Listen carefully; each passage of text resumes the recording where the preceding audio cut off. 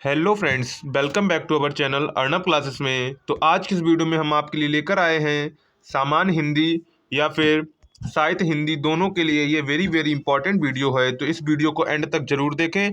अगर आपको वीडियो पसंद आए तो वीडियो को लाइक जरूर करें। तो आज की इस वीडियो में हम आपके लिए लेकर आए हैं मोस्ट इंपॉर्टेंट श्लोक्स जो आपके बोर्ड एग्जाम 16 फरवरी 2023 को 100% पूछे जाने वाले हैं। जैसा कि आपको पता होगा कि आपकी 14 नंबर की संस्कृत पूछी जाती है, जिसमें आपके 7 नंबर का संस्कृत का गद्यांश होता है और 7 नंबर में आपको श्लोक का अनुवाद करना होता है।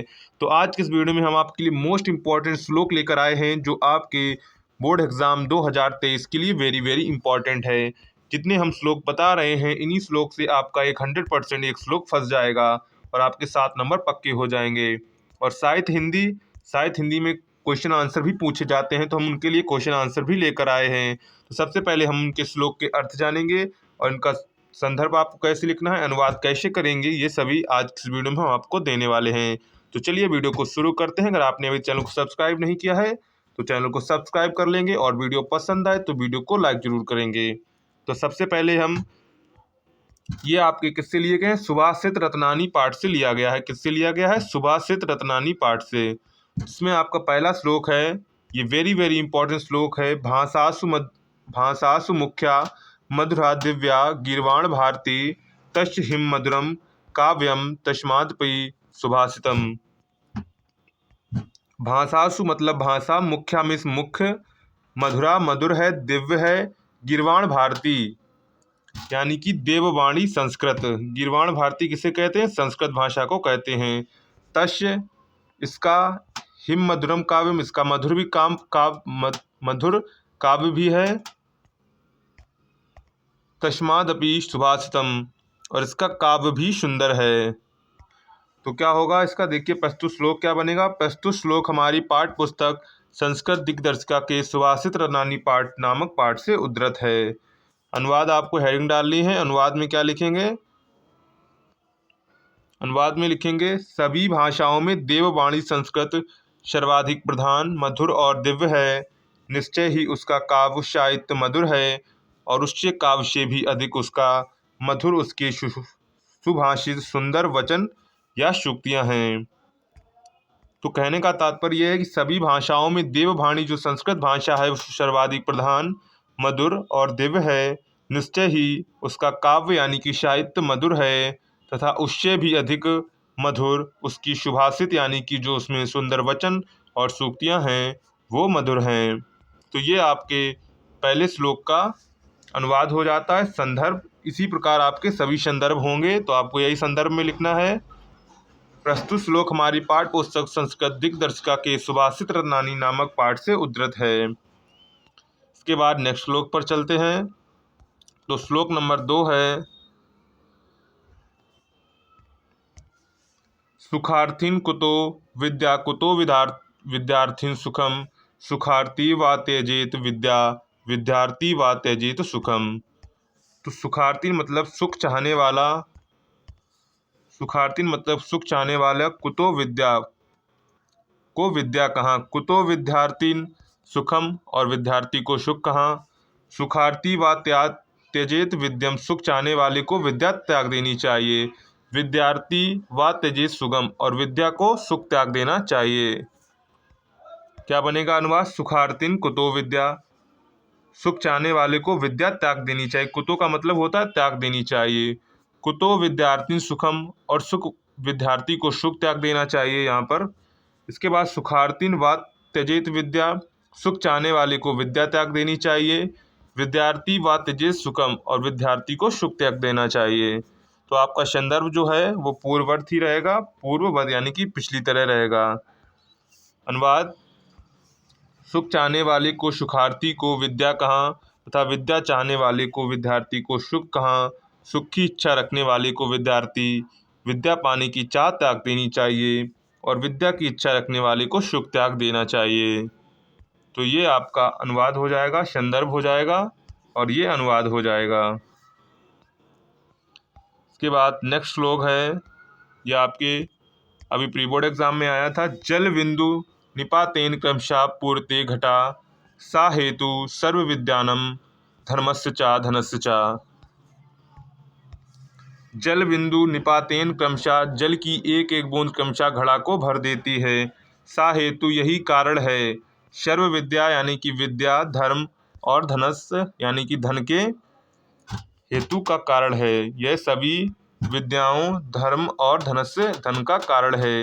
यहाँ कहने का तात्पर्य यह है कि विद्या, धर्म एवं धन की प्राप्ति के लिए उद्यम के साथ साथ धैर्य का होना भी आवश्यक है, क्योंकि इन तीनों का संचय धीरे धीरे ही होता है। तो जल बिंदु निपातेन क्रमशः पूर्ते घटे, जल की एक एक बूंद से क्रमशः घड़ा भर जाता है। सा हेतु इसका कारण है। सर्व विद्या धर्मस्य चा धनस्य चा, यानी कि विद्या और धन धनस्य का यही कारण है। तो संदर्भ आपका पूर्ववत रहेगा। अनुवाद क्या निकलेगा? बूंद बूंद अल, अल मीन्स यहाँ पर जल कर लेंगे। जल गिरने से क्रमशः घड़ा भर जाता है। यही सभी विद्याओं, धर्म तथा धन हेतु का कारण है।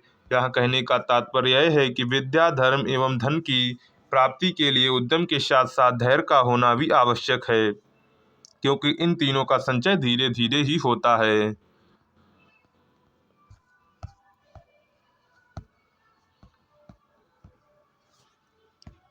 तो इसका आप स्क्रीनशॉट खींच लें और इन्हें अच्छे से तैयार कर लेंगे। इसके बाद नेक्स्ट श्लोक है,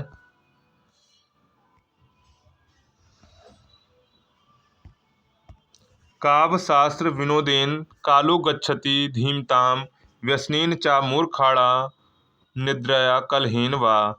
संदर्भ आपका पूर्ववत रहेगा। काव्यशास्त्र विनोदेन कालो गच्छति धीमताम, यानी कि बुद्धिमान लोगों का जो समय होता है वो काव्य शास्त्रों के आनंद में व्यतीत होता है। व्यसनेन चा, और व्यसन वाले लोगों को, मूर्ख लोगों का जो समय है वो बुरी आदतों, निद्राया सोने में, कलहेन मिस होता है झगड़ा करने में व्यतीत होता है।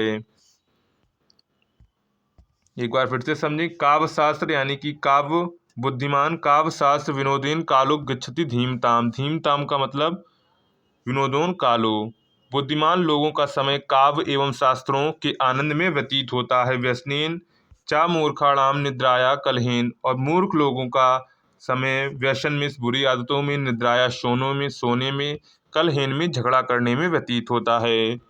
तो आपका संदर्भ जो है वो पूर्ववत रहेगा।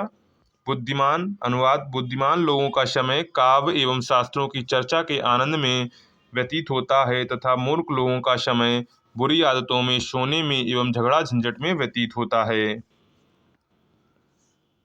इसके बाद नेक्स्ट श्लोक है, ना चौर हार्यम ना चा राज हार्यम, ना चोर चुरा सकता है ना राजा छीन सकता है, ना भ्रात भाज्यम, ना भाई बंटवारा कर सकता है, ना चा भारकारी, ना ही यह भारकारी है, यानी कि इसका भार है। व्यय करते वर्धत एवं नित्यम, नित्य व्यय करने से इसकी वृद्धि होती है। विद्या धनम सर्व प्रधान, सर्वधन प्रधानम, विद्या धन सभी धनों में प्रधान है। क्या बनेगा? ना चौर हार्यम, ना चोर चुरा सकता है, ना चा राजहार्यम, न राजा छीन सकता है, ना भ्रात भ्रात्यम, ना भाई बंटवारा कर सकता है, ना चा भारकारी, ना ही यह भारकारी है। व्यय करते वृद्धता एवं नित्यम, व्यय करने से नित्य इसका वृद्धि होती है। विद्या धनम सर्व प्रधानम, विद्या सभी धनों में प्रधान है। तो आपका संदर्भ पूर्ववत रहेगा। अनुवाद, विद्या रूपी धन सभी धनों में प्रधान है। इसे ना तो चोर चुरा सकता है, न राजा छीन सकता है, न भाई बांट सकता है, और ना तो यह बोझ भी बनता है। यहाँ कहने का तात्पर्य है कि अन्य संपदाओं की भांति विद्या रूपी धन घटने वाला नहीं है। यह धन खर्च करने किए जाने पर नित्य बढ़ता जाता है। तो इसका आप स्क्रीनशॉट खींच लें और इसे अच्छे से तैयार कर लेंगे। इसके बाद श्लोक नंबर 6 है, जिसमें आपको परोक्षे कार्य हंत्रम, यानी कि पीछे कार्य को नष्ट करने वाले, हंत्रक मतलब होता है नष्ट करने वाले, प्रत्यक्ष प्रियाविदम, सामने मुख, प्रियाविदम में मधुरवाणी बोलने वाले, वर्जयत्रदम मित्रम, मित्रम, इस प्रकार के मित्र को तुरंत त्याग देना चाहिए। विश्व कुंभ पयोमुखम, जिस प्रकार मुख पर दूध लगे विश्व के घड़े को त्याग देना चाहिए। एक बार फिर से समझेंगे। परोक्षे कार्यहत्रम, यानी कि पीछे कार्य को नष्ट करने वाले, प्रत्यक्ष प्रियवादिनम, सामने मधुरवाणी बोलने वाले, वर्जयता दृशम मित्रम। इस प्रकार के मित्र को उसी प्रकार त्याग देना चाहिए। विषकुंभ पयो मुखम, जिस प्रकार मुख पर दूध लगे विष के घड़े को त्याग देना चाहिए।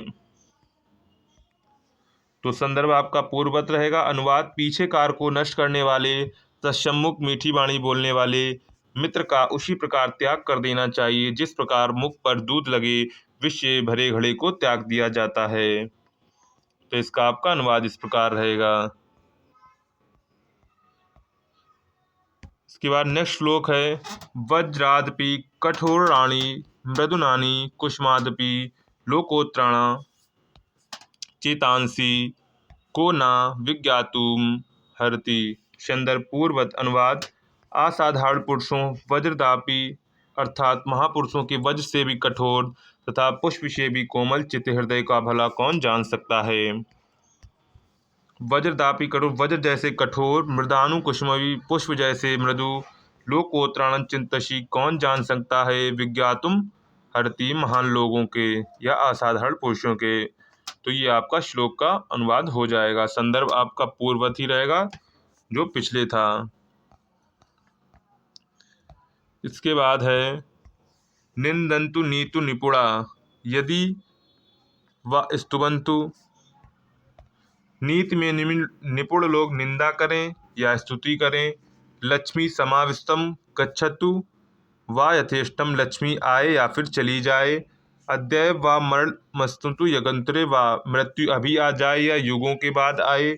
न्याय पथा प्राविचलंती पदना धीरम, महान लोग अपने न्याय के पद से कभी भी विचलित नहीं होते हैं।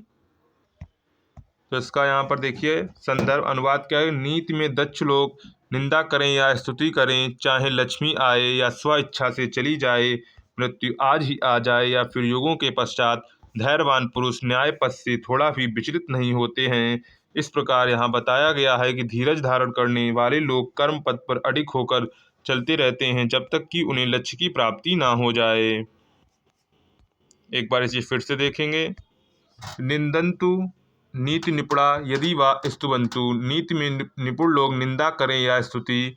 लक्ष्मी समाविशतु गच्छतु वा यथेष्टम, लक्ष्मी आए या फिर स्व इच्छा से चली जाए।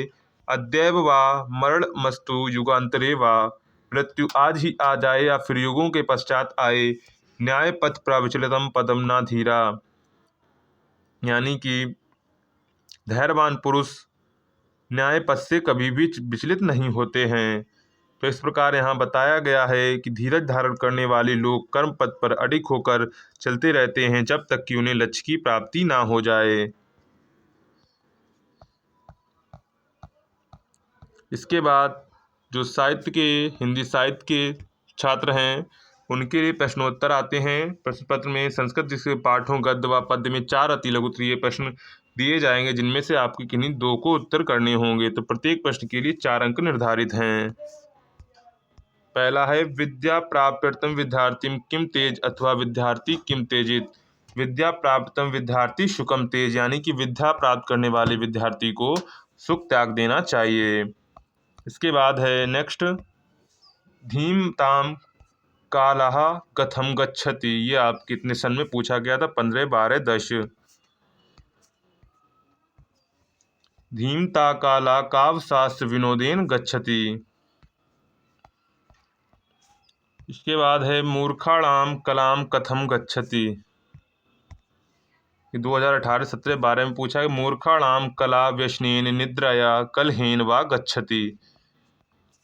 सर्वप्रधानम धनम किम धनम, सर्वप्रधान धन कौन सा है। सर्वधन प्रधानम विद्या धनम अस्ति। खलस्य विद्या किमर्था भवति। तो ये आपके 2016 में पूछा गया था। खलस्य विद्या विवादाय भवति, यानी कि बुरे लोगों की विद्या किसके लिए होती है, विवाद के लिए होती है। इसके बाद है, लोकोत्राणम चेतांसी कीदृशानि भवति। लोकांतराणि चितांसी वज्रदापि कठोराणि कुसुमादापि चा कोमलानि भवन्ति। पुंडरीकम कदा विक्षति, पुंडरीकम शूर उदति विक्षति। पुंडरीक मतलब कि कमल, कमल का नाम क्या है, पुंडरीक। तो ये आपके हिंदी के मोस्ट इम्पॉर्टेंट श्लोक, यानी कि आज आप लोगों के 14 नंबर पक्के हो गए हैं बिल्कुल 100%। तो आप लोग इन्हें अगर अच्छे से तैयार कर लेते हैं तो आपका हिंदी का पेपर का जो श्लोक है वो पूरा हो जाएगा। इसके बाद नेक्स्ट वीडियो में हम अगले इंपॉर्टेंट क्वेश्चन लेकर आएंगे। तब तक के लिए हमारे चैनल को सब्सक्राइब कर लें और वीडियो पसंद आए तो वीडियो को लाइक जरूर करें। मिलते हैं अगले वीडियो में मोस्ट इंपॉर्टेंट क्वेश्चन के साथ। तब तक के लिए गुड बाय।